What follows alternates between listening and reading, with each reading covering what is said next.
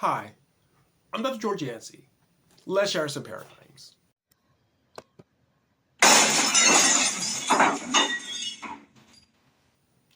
And the paradigm I want to share today concerns how to persuade.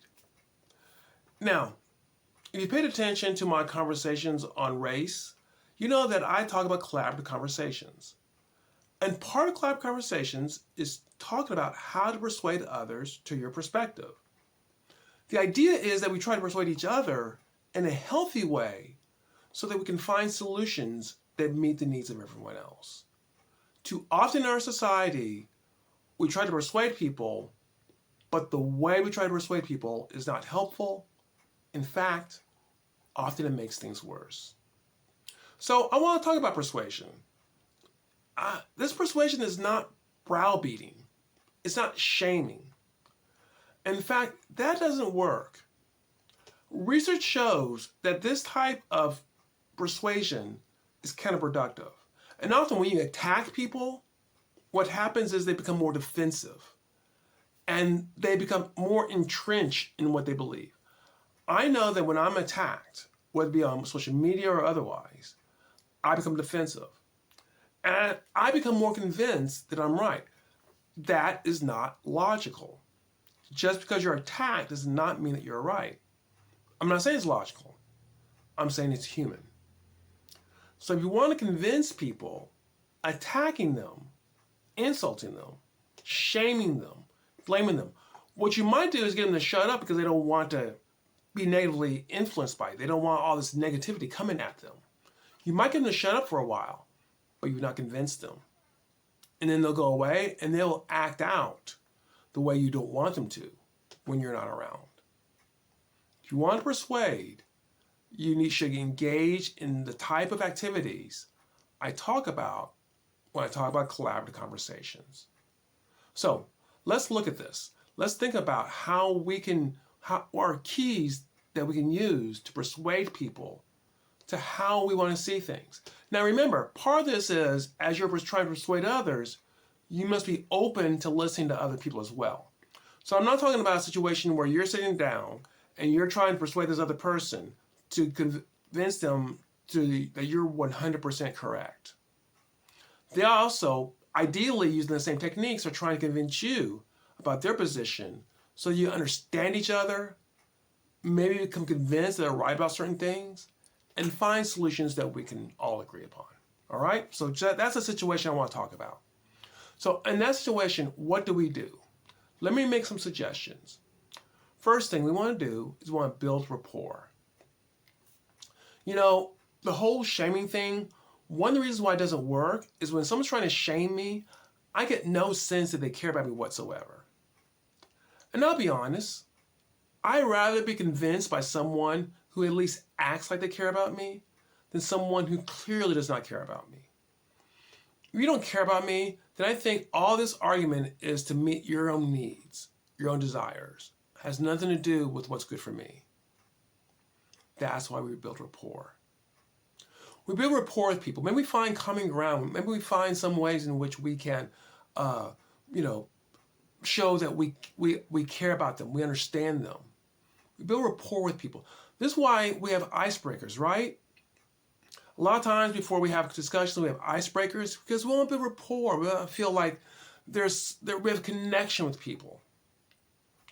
Building a rapport is also important when it comes to persuasion. It's a vital element of that persuasion. In fact, if you're a Christian and you talk about evangelism, you know this is true. You know we don't go in and say, turn or burn, right? I mean, no one does that anymore. Well, some do, but most Christians don't do that because there's no rapport there. It's why the street evangelist usually is not successful. What we do is we try to build rapport with people to share our faith, right? So why not do that when it comes to racial issues? Another thing we do, I already mentioned this a little bit, is to try to find common ground. Common ground is something that's very important that we want to try to find, we try to build. Because if I find common ground, if I'm saying yes to you on some things, it makes it easier to say yes later on. If I can find something in what you're discussing that I say, oh, I agree with that. That's something that I can agree with you on. I can work with you on. You're going to open up more to me. You're going to listen to what I have to say. I know that a few times on social media, people actually change my mind, actually convince me, because they usually come in with the attack.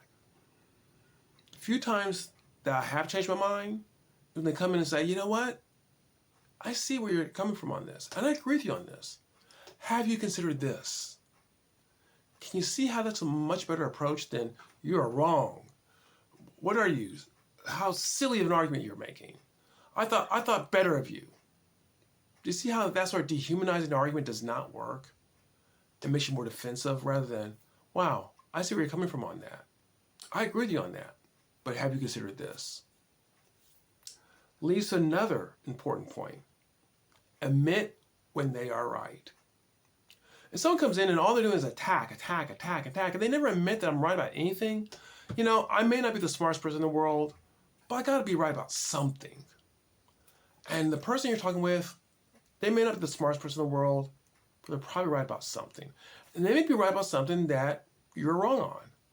And I know it galls me to say, oh, you know what? I've been having this disagreement with you, but you're right about this. I know that galls us.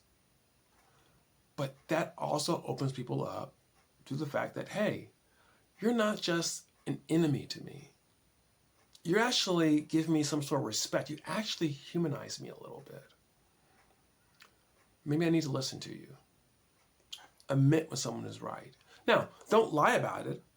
If you don't agree they're right, don't say it just to be agreeable. But consider, and if they're right about something, say they're right about something. Another key is to accurately understand someone else's perspective. If you want to not convince me, tell me I believe something I don't believe.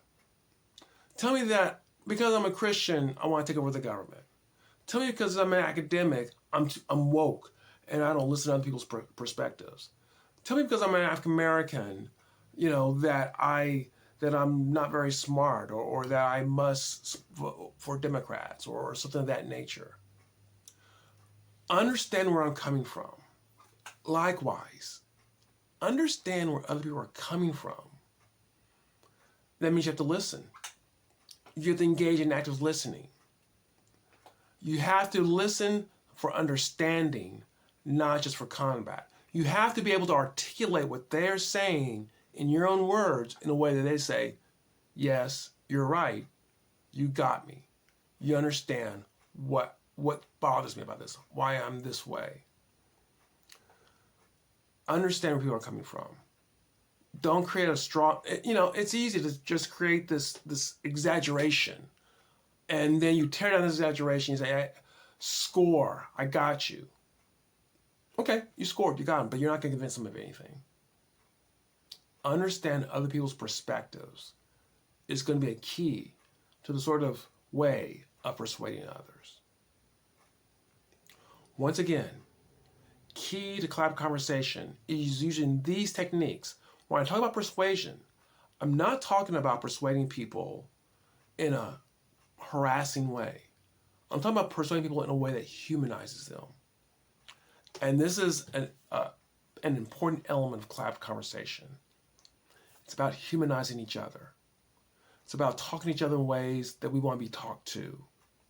It's about seeing people as being fully human, a child of God, an image bearer, that they have worth, even if we disagree with them.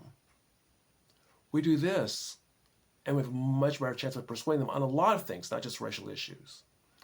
And I admit that I don't always do this well in my own life. Sometimes I want to go to battle. So I'm not perfect on this. I don't want to give any impression that I am. All the more reason why I must work harder at it. And you do too, if you want to be part of the solution of the racial conflict in our society, and not just be another part of the problem. Does this shatter paradigms with you? Paradigms of how we can have better conversations. How can we do persuasion in a humanizing manner rather than a dehumanizing manner? I hope so. I hope we think about this. Is this sort of a conversation you like to engage in? Ideas you like to think about? Please, if you want to hear more content, look at my other videos, look at this playlist on racial issues. Consider subscribing to this channel. The more subscribers, the more we can have better conversations. If you like this video. Give a comment. Let's have a conversation on that way. And if you don't like it, comment anyways. You're a part of the conversation as well. We can try to persuade each other in a very humanizing way. Well, thanks for coming by again, and I hope you come back. We can shatter some more paradigms.